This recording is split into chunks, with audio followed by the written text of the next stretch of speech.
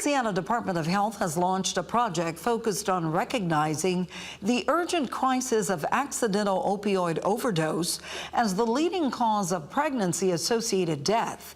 KPLC's Stephanie Obadiku has details.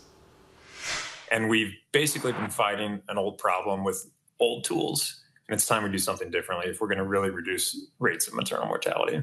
The Louisiana Department of Health reports opioid use is the primary cause of death in pregnant women in Louisiana. Dr. Pete Krogan says statewide, those rates just keep climbing. Right now, the state has some of the worst rankings in terms of both maternal mortality and our behavioral health outcomes. And pregnant moms and new moms with addiction are one of the most vulnerable populations in our state. So a statewide initiative called Project Mom has been launched. The LDH says it will advocate for evidence-based opioid use disorder training for hospitals and residency programs and increase availability for life-saving medications. And there's so much stigma associated with addiction for pregnant moms.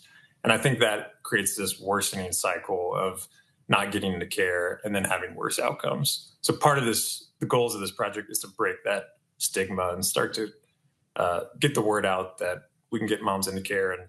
Though the majority of the state has seen a significant increase, Calcasieu Parish is the only parish in the state to see a decrease. And while the rest of the state had increasing rates of overdose, Calcasieu Parish actually dropped by 35%.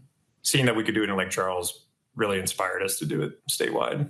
The initiative's goal is to cut pregnancy-associated opioid overdose deaths by 80% within the next 3 years.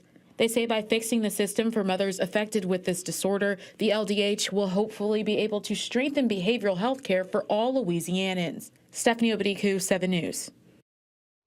We will have resources and how to get in touch with the project on our website, kplctv.com. Still to come on 7 News Nightcast.